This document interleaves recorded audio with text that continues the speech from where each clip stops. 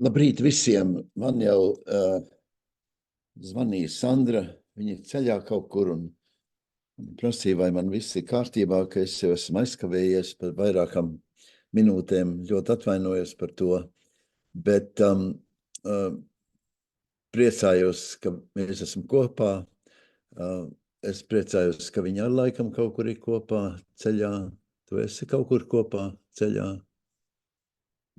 Esmu, jā.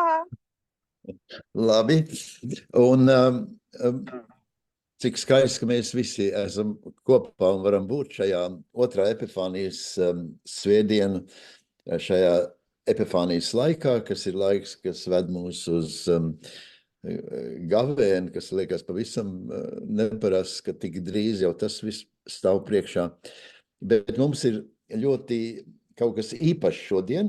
Es jau to saku, varbūt jūs jau man vairs neticēsiet, bet es to saku, atvainojos, gandrīz katru nedēļu, bet man tā liekas kaut kas, kas jūs varētu intriģēt, jo tas ir kaut kas, par ko ir daudz runāts un lasīts. Bet es tad soli pa solim pie tā pienākšu un vispirms pateikšu labrīt Lindai. Un Linda, tu man pateiks, kas mums palīdzēs šos skaistos lasījumus šodien lasīt? Jā, labrīt. Šodien psalmu lasīs Ilze Jansone. Jā. Apudarbu gabaliņu lasīs Una. Jā. Un evaņģēliju lasīs Rūta. Brīnišķīgi, paldies. Tas viss ir kārtībā. Tad mēs sākam savu rītu Dieva Tēva, Dēla un Svētā gara vārdā. Un aicināšu Ilzi ievadīt šo visu lasījumu rindu. Es domāju, ka jūs visi zināt šo 139. psalmu. Tas ir viens no tādiem brīnumainiem Bībeles tekstiem, kuru ir vērts ik pa brīžam pārlasīt. Ja jums pēkšņi trūkst pārliecības un drosmes un ierosme jūsu dzīvē. Ilze, labrīt tev, un es tad lūkšu tavu lasīšanu un lasījumu. Kungs, tu esi man izlūkojis un izzinājis. Tu zini, kad sēžos un kad ceļos. Tu noproti manas domas no tāluma. Manu došanos un manu apmešanos tu izvērtī. Visi mani ceļi satek pie tevis. Vēl vārds nav nācis man uz mēles. Redzi, kungs, tu visu jau zini. Tu nāc man aiz muguras un aizstāji priekšā un uzliec man savu dēlnu. Par brīnumainu šī zinība man. Tik tā augstu, to nejaudāju. Kurp man doties prom no tava gara? Kurp no tevis man laisties? Ja celšos debesīs, tur esi tu. Ja šeolā klāšu sev gultu, redzi, tu. Ja es ņemtu sev rītausmas spārnus, apmestos tālu aiz jūras, pat tur tavu roka vadītu mani, turētu mani tava labā roka. Tu darināji mani sīkstis, tu nopini mani mātes miesās. Pateicos tev, cik es baismi brīnumains. Brīnišķi tavi darbi, to zinu droši. Mani kauli nebija apslēpti tev, kamēr es klusībā tiku darināts, tiku šūdināts zemes dziļumos. Vēl dīglī man skatīja tavas acis, un tavā grāmatā uzrakstīts visas dienas, kas bija sataisītas, pirms klāt kaut viena no tām. Tavu nolūku Dievs tik brīnišķi man, tik plašs tie visi kopā. Ja skaitīšu tos par smiltīm to vairāk, pamostos ar vienas tavā priekšā. Gods lai ir Tēvam un Dēlam un Svētajam garam. Iesākumā bija tā, tagad ir un būs no mūžības un mūžība. Āmen. Paldies, Ilze. Un šis psalms neprasa nekādu īpašu komentāru, kā vienīgi varbūt norādīšu uz šo ainu, ka mūsu dzīve ir, visa mūsu dzīve ir grāmata. Tas ir nevis mēs esam tā grāmata, bet mēs esam ierakstīti Dieva grāmatā. Ir jau ļoti parasts, kad ir kāds jubilejs, kad tad mēs piesaucam šo sižetu, dzīve ir kā grāmata, un tur ir ievads, un tā tālāk, un tā tālāk. Tas viss ir ļoti jauki. Bet šeit tā grāmata neesam mēs. Mēs esam vienā lielākā, skaistākā, dziļākā, nozīmīgākā grāmatā. Visi ierakstīti, tas parādās tur šīs psalma beigu daļā, ko Ilze lasīja. Paldies par to, un tad es lūkšu šo neparasto mazo gabaliņu no apustuļu darba grāmatas 19. nodaļas.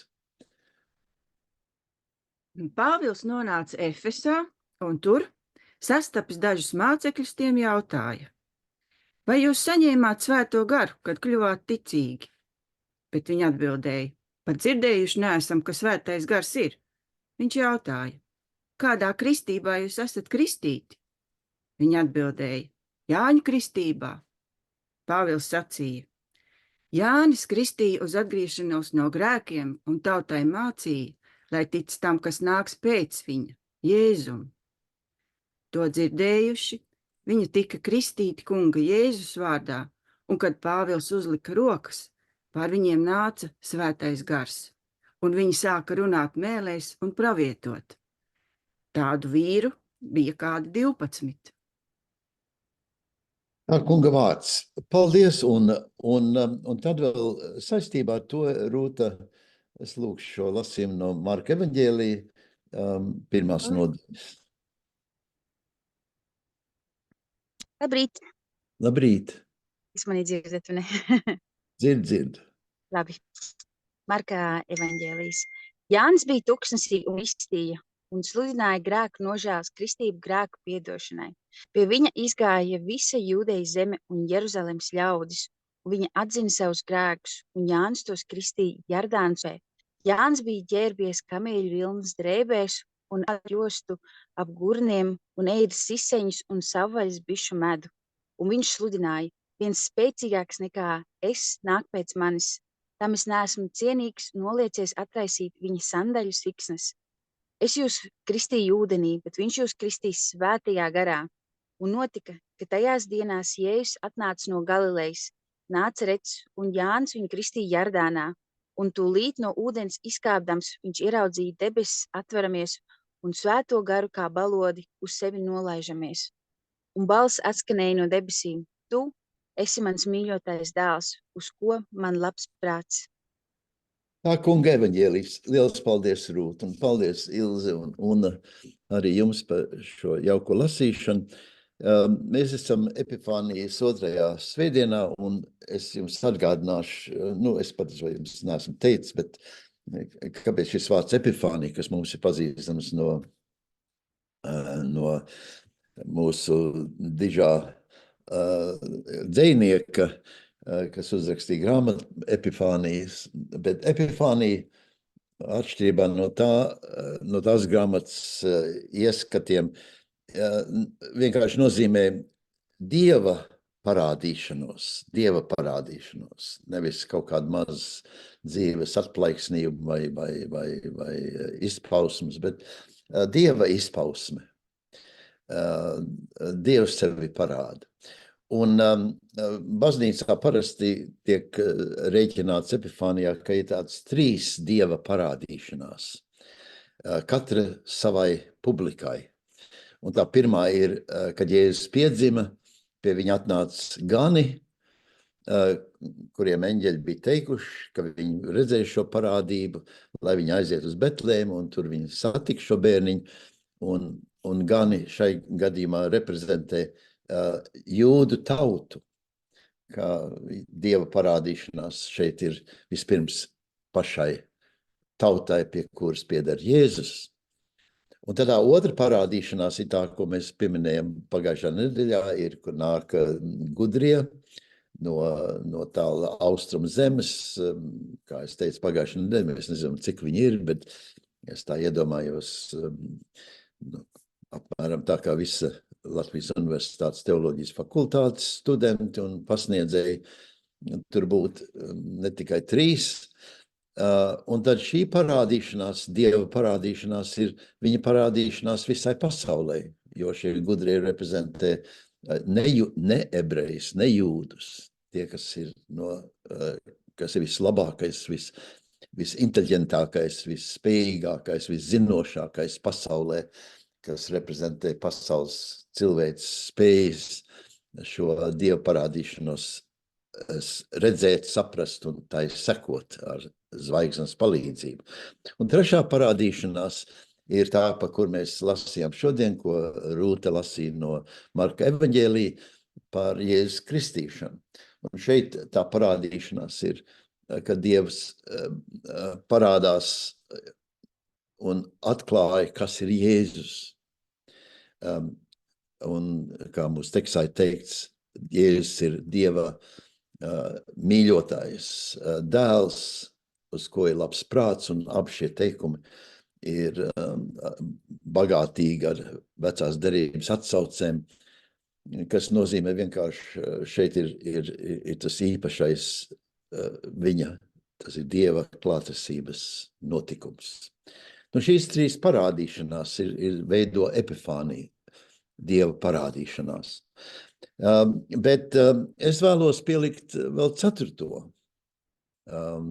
Tas baznīcā tā nav bijis, bet es gribētu šo ieviest un ieteikt to visai baznīcai, visiem Romas katoļiem, visiem pareizticīgiem, visiem protestantiem to pieņemt kā ceturto parādīšanos, kas pieder pie epifānijas, un es nezinu, vai kāds man dzirdēs, vai to pieņems, vai tas tiks ieviests kā ceturtā parādīšanās, bet tā ir Dieva parādīšanās svētajā garā visiem cilvēkiem, katram cilvēkam atsevišķi un mums visiem kopā.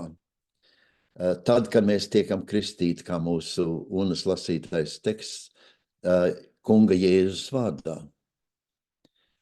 Un mēs visi esam kristīti tieši Jēzus vārdā. Un tas ir tas lielais notikums mūsu dzīvē, vislielākais notikums, neviens cits notikums, vienalga, ko mēs darīsim, vai mēs būsim prezidenti, vai laulāsimies, vai šķirsimies, vai nezinu, ko darīsim. Nekas lielāks mūsu dzīvē nav kā tas brīdis, kad mēs tikam kristīti Jēzus vārdā. Un kristības vienmēr tiek saistīts ar to, ka tas ir tas brīdis, kad mēs sevi sasaistam ar Dieva vistuvāko klātesību mums, viņa svētajā garā. Mums ir divi teksti, kas to pastiprina. Un lasīja šo neparasto tekstu, kur Pāvils satiek cilvēks, kas ir kristīti.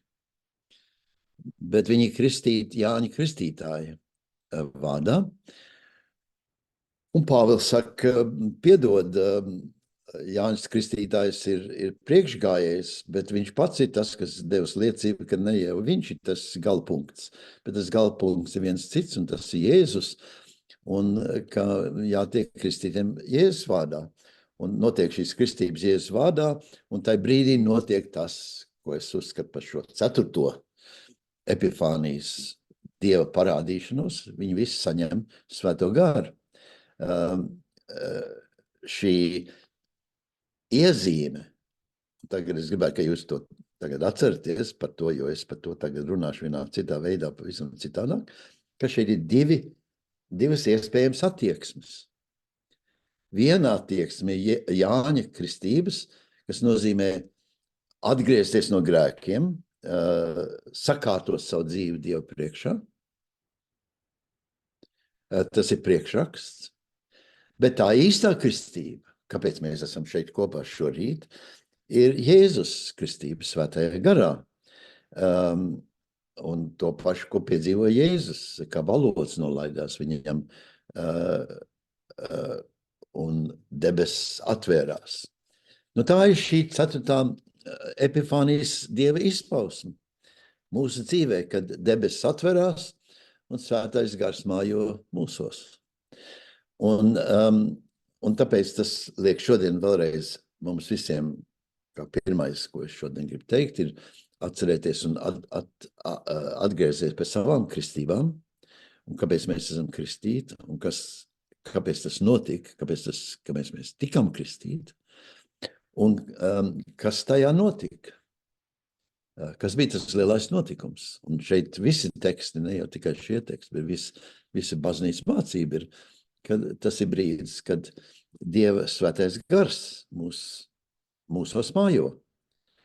Un tā ir tā revolūcija mūsu dzīvē, kas nav iespējama citādi. Mēs varam mācīties, ko mēs gribam, mēs varam būt visgudrākie cilvēki pasaulē. Ja mums nav šīs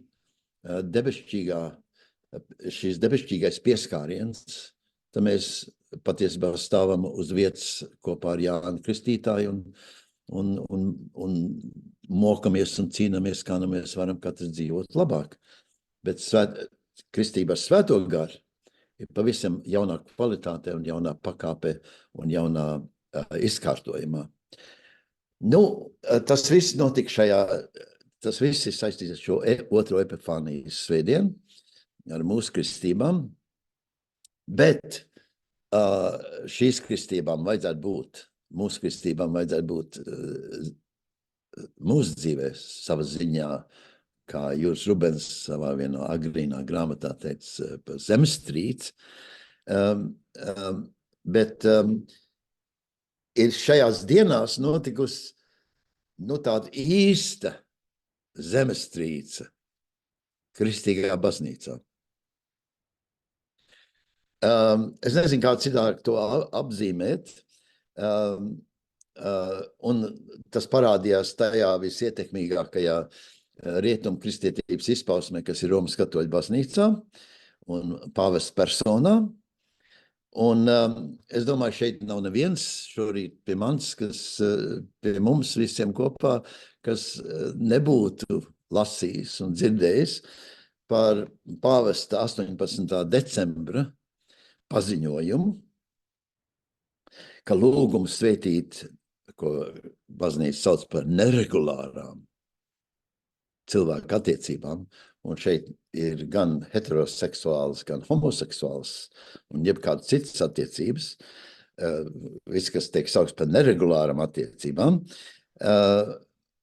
kas visas šīs neregulārās attiecības ir, kā Romas katoļu baznīcas māca, ir zem grēka plīvura, viss ir zem grēka apvīts, jau kā formālais frāze grēka stāvoklī. Un šīs attiecības, saka šī 18. decembra vēstījums no pāvesta, ka ja kāds lūdz šīs neregulārās attiecības svētīt, tad baznīca nedrīkst noraidīt, jo tas ir lūgums pēc Dieva mīlestības un žēlastības, un baznīca nekādā gadījumā to nedrīkst atteikt. Nu, tas ir tā, bet mēs jau zinām, ka pasaules presē ir bijis tikai viena ideja, viena doma no šī teksta izrauta, par ko visi runā, un kas ir visās mēdījos lielie virsraksti, bet patiesībā šajā neparastā, ļoti skaistā, patiesībā man jāsaka vienkārši aizkustinošā pāvesta tekstā, ka šāds lūgums pēc Dieva svētības jāuzņem ar pastorālo, kā viņš saka, žēlsirdību, jo katrs lūgums pēc svētības ir lūgums pēc Dieva palīdzības, lūgums dzīvot labāk, viņš saka, un ka tādiem lūgumiem nedrīkst izvirzīt kaut kāds dogmatisks iebildums vai aizturs vai bremzes, un kā frāze ir nedrīkst būt kaut kāda izsmeļoša morāla analīze pirms tāda svētība tiek dota. Bet kāpēc es to saucu par zemestrīci? Tas izklausās, tas ir kaut kāda mācība pabīde Romas katoļu baznīcā, ko viņi ir tagad taisījuši, un vispārējie cilvēki nevar saprast, tostarp arī Latvijas baznīca nevar saprast, ko no tā tagad izprast un iztaisīt, un ko tas viss nozīmē, un vai te viss baznīcas būda tagad sakustās. Nu jā, sakustās. Bet ne jau tā, kā cilvēki raksta un domā. Šeit tā sakustēšanās ir pavisam citāda. Tā zemestrīce nav jau jautājums par cilvēku attiecībām, regulārām, neregulārām vai kaut ko tādu. Šai dokumentā ir kaut kas pilnīgi cits, ko neviens, protams, mēdījos nav nekad nerakstījis, neanalizējis. Es neesmu dzirdējis nevienu citu par to runājam, bet es jums to gribu pastāstīt, kas šajā tekstā ir tik neparasts.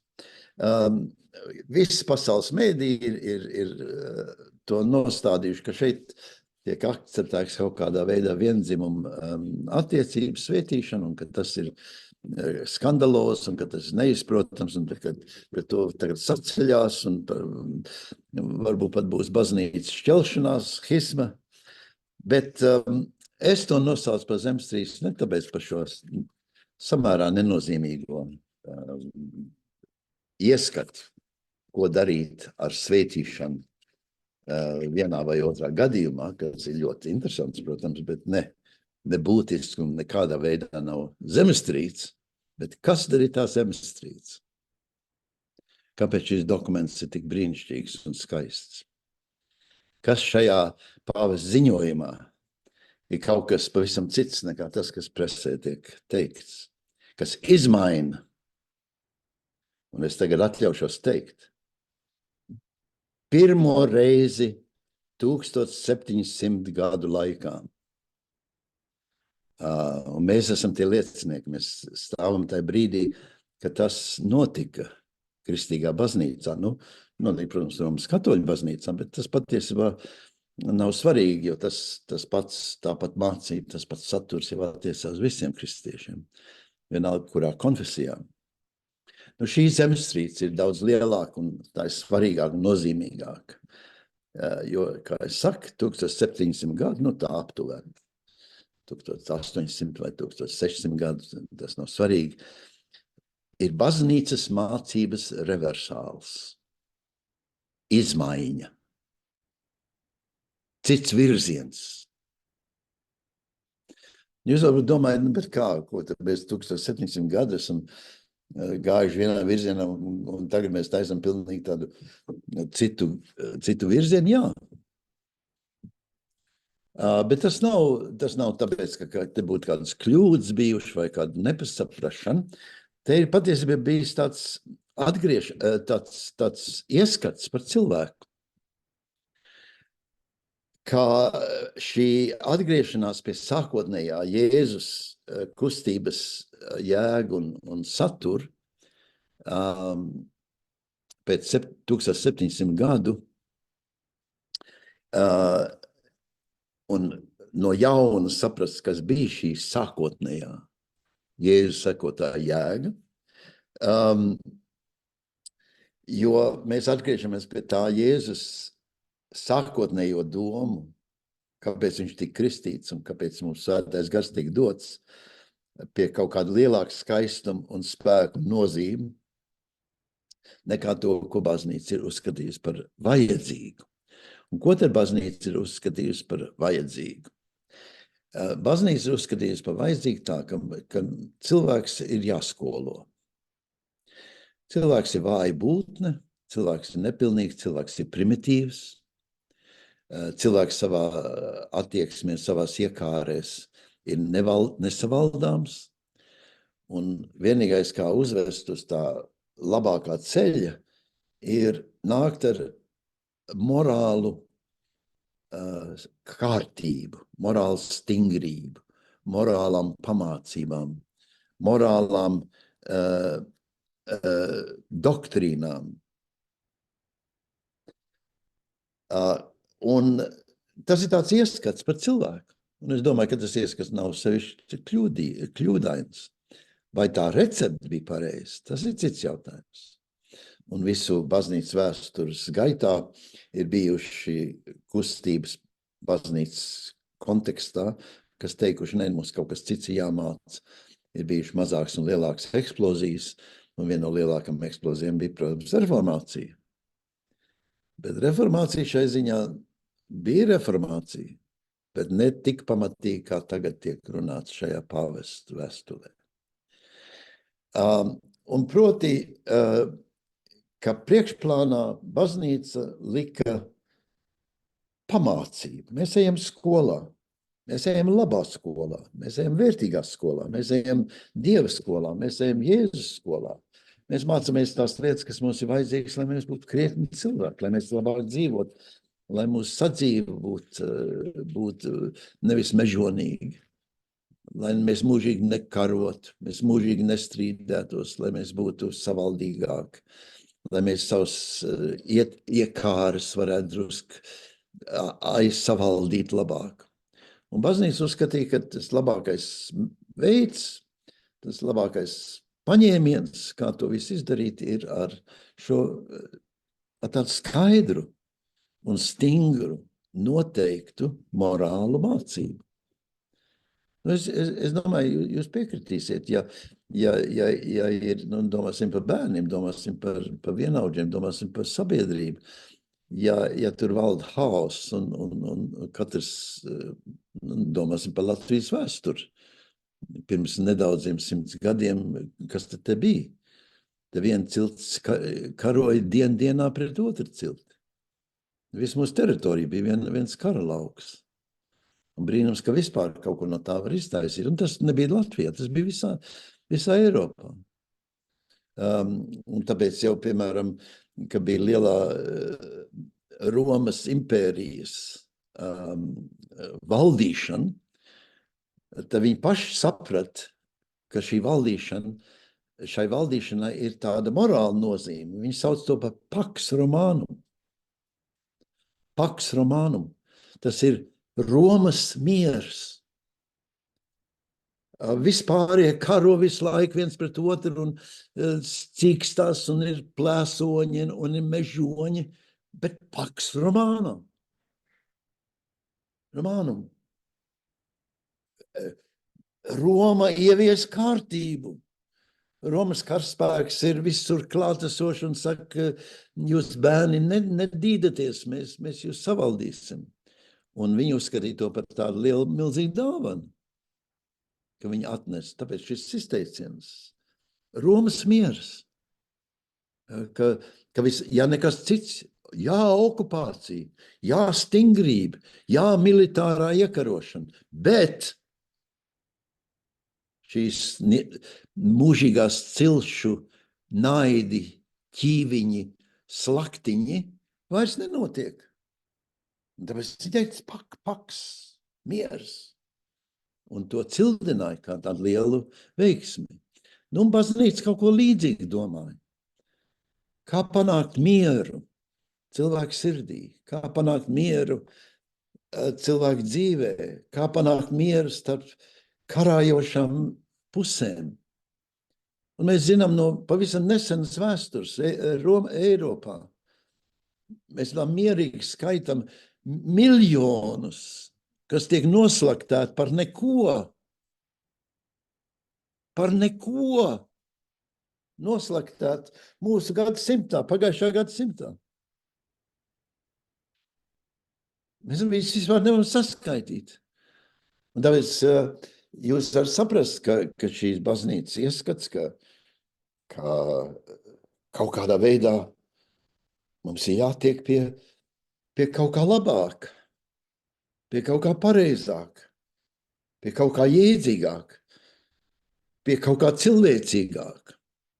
Un tāpēc bija šī morālā mācība bija priekšraksts, lai vienkārši savaldītu cilvēkus, lai viņus pievest pie kaut kā lielāka un skaistāka. Un tāpēc visus šos gadsimtus, kā ja mēs domājam, un īpaši tas ir rietumu baznīcas stils, un to seko arī protestanti tikpat lielā mērā kā Romas katoļi, ka mēs domājam, ka ir jānodarbojas ar cilvēku iekāru, viņu iekšējo haotisko dzīvošanas sakārtošanu. Un tāpēc arī tāds priekšraksts, mēs domājam par baznīcu. Mēs domājam, tur tāda nevajadzīga stingrība, tur tāda nevajadzīga kārtība, tur tāda nevajadzīga priekšraksta un tā tālāk. Un reformācija nāca citpēc, tagad neiedziļinājušos tajā jautājumā, bet ne jau tik liela pārmaiņa, kā notiek tagad pāvesta ziņojumā. Un pāvesta ziņojums šim, ko es saucu par 1700 gadu attieksmi ar ticības ieviešanu, izmainīts.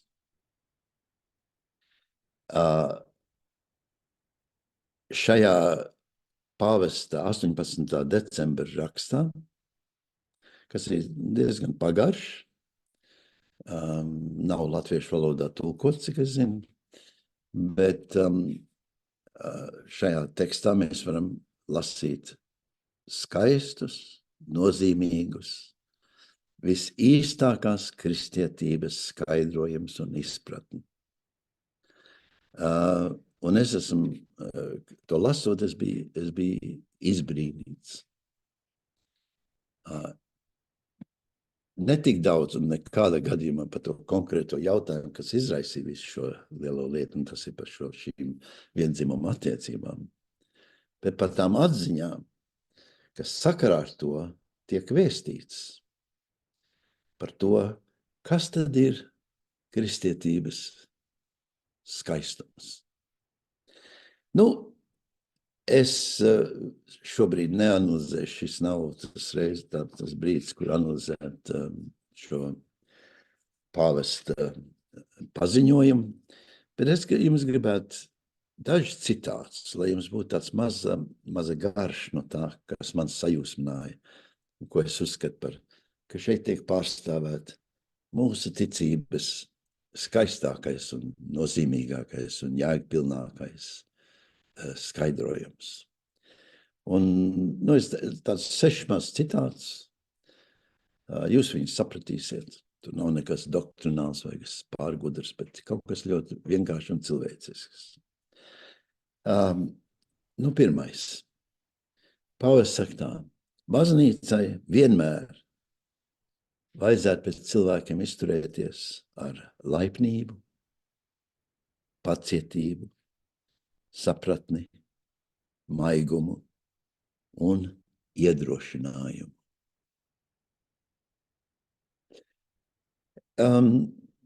To mēs varētu ņemt kā lodzumu visai dzīvei, katrs cilvēks savai personīgai dzīvei. Izturēties ar laipnību, pacietību, sapratni, maigumu un iedrošinājumu. Vai nav skaisti? Otrais. Cilvēks, kas prasa no baznīcas vai no mācītāja vai no kāda cita svētīšana, meklē Dieva pestījošo klātnību savā dzīvē, lai varētu labāk dzīvot. Ko mēs gribam no savas ticības? Spēj labāk dzīvot. Trešais. Dievs vēl visiem labu un cer, ka agrāk vai vēlāk katrs sevi atvērs pret labu. Un tad 4. ir tāds tāda iekšēja baznīcas kritika, bet es gribēju to citēt, jo tā ir tik branga pret mācītājiem un pret baznīcas vadītājiem un visiem pārējiem. Bet tas ir šajā dokumentā, un es citēju. Tik bieži baznīcas attieksmē atklājās, tagad ir citāts, narcistiskas un autokrātiskas elitāras tieksmes cilvēkus attiekties pret cilvēku meklējumiem pēc Dieva. tik bieži atklājās narcistiskas un autokrātiskas un elitāras tieksmes attiecībā pret cilvēku meklējumiem pēc Dieva. Nu, tā ir tāda iekšēja kritika, un tā attiecās, es domāju, uz visām konfesijām un visiem vadītājiem. Vēlreiz narcistiskas un autokrātiskas, elitāras tieksmes. Un viņš var pielikt dogmatiskas tieksmes arī un tā tālāk. Nu, 5. citāts. Kristīgais maigums ir redzams tajā, ka jūtamies svētīti, un tāpēc varam arī citus svētīt. Kristīgais maigums ir redzams tajā, ka jūtamies svētīti, un tāpēc varam arī citus svētīt. Un pēdējais citāts. Šeit ir tā attieksme, tas kopsavilkums, ar kuru pāvests grib pateikt, ka šeit nav kaut kāda elitāra pareizie. Tas ir, viņš nenonivelē nekādā veidā, un man nav laika šobrīd runāt, kā viņš skatās uz to saturu, kurā mēs šeit nākam, kā baznīca ļaudis, kas gribam vairāk dzīvot un tuvāk dzīvot Dievam. Tā ir kategorija pat par sevi un caur nozīmīga un skaista. To pāvests nekādā veidā, kaut kādā veidā nemazina, vai viņš taisni izceļ to, ka ir tāda skaistāka, labāka, brīnišķīgāka dzīvošana. Bet viņš sevi noliek, ka mēs visi vienmēr esam baznīcā svētceļnieki, vienmēr ubagi, vienmēr mīlēti un par spīti visam vienmēr svētīti. Es vēlreiz nolasīšu. Mēs baznīcā vienmēr esam svētceļnieki, vienmēr ubagi, vienmēr mīlēti un par spīti visam vienmēr svētīti. Nu, tā tad kopsavilkums.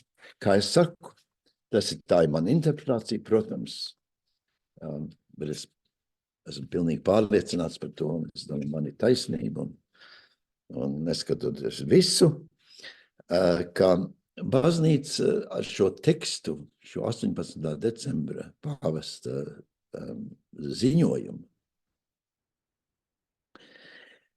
ka visus šos gadsimtus baznīca ir domājusi, nu, ne jau vienmēr un visur, protams, bet lielumos, ka cilvēks vislabāk var skolot ar morālām mācībām, ar morālu stingrību, ar morāliem priekšrakstiem, ar morāliem uzstādījumiem.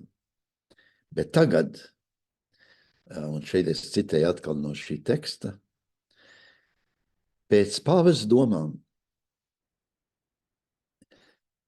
mazs solīts lielajās cilvēcīgajās aprobežotības ir Dievam patīkamāks nekā dzīve, kas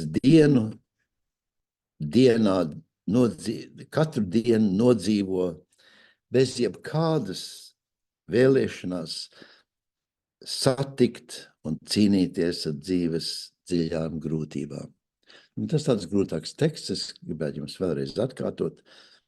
Pāvests domā, ka viens mazs solīts, kas tiek izcīnīts mūsu cilvēciskās aprobežotības cīņā, ir Dievam patīkamāks nekā dzīve, kas viegli plūst un dzīvo bez jebkādas vēlēšanās satikties ar dzīves īstajām grūtībām, mēs varētu teikt, ar dzīves īstumu.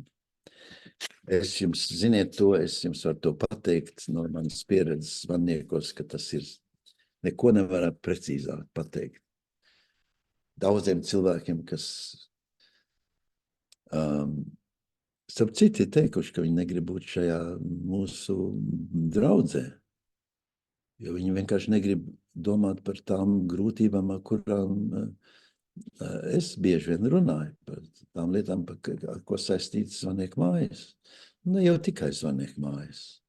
Tik daudz citu cilvēku, kas cīnās ar ļoti lielām grūtībām, kas nav pārvarams.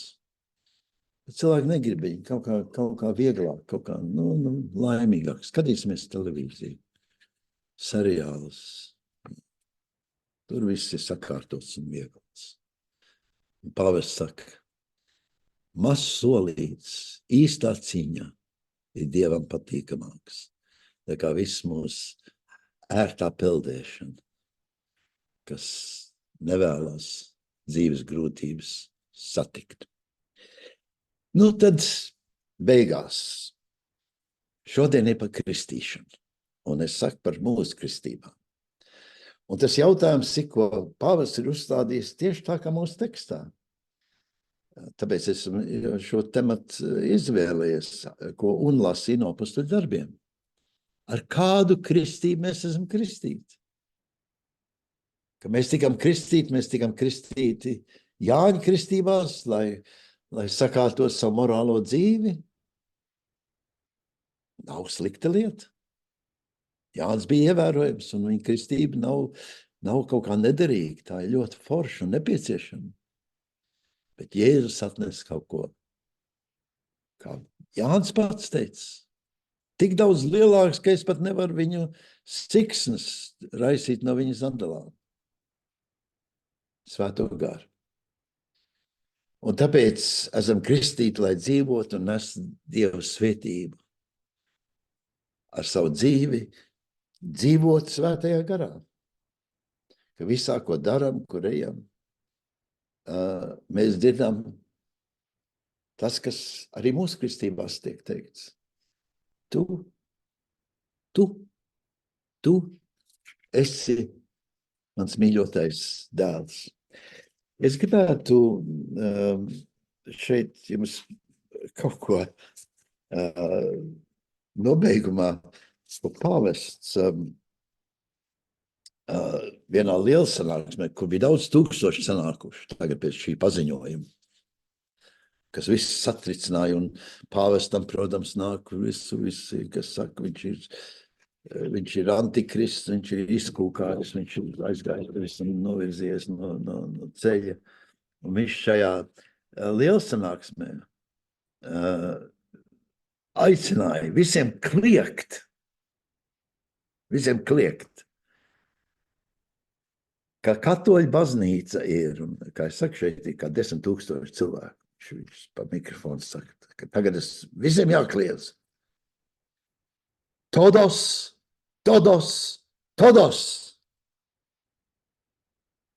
Visiem.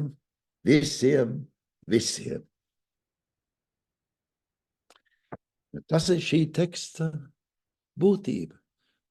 Bet vai tā nav kristīgā būtība? Ka tas labums un tā laime nav kaut kādai elitārai, šaurai grupai, bet ir kaut kas visiem. Kādam jau jātur to intensitāti, kādam jau jāsil to pavāru, lai mēs varam to siltumu iznest citur. Bet par to citurreiz. Šobrīd šo pāvests saucienu todos. Visiem. Kādā kristībā tu esi kristīts? Mūsu lūkšana.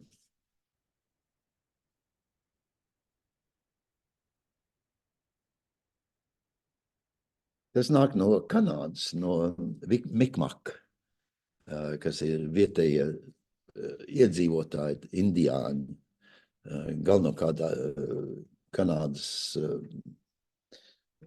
austrumos. Viņi dzīvoja Nova Skotijā, Newfoundlandē un tajos rajonos, bet viņi arī bija pamanām pat, kur es dzīvoju, kas ir drusku centrālāk Toronto, Mikmak. Un viņi ir jezuīti Romas katoļu, jezuītu, priesteru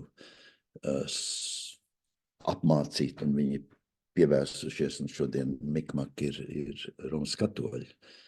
Lai gan viņi patur, tāpat kā latvieši, daudz savas iedzimtās un senās tradīcijas un ieskats un pārliecība, bet pamatā ir Romas katoļi.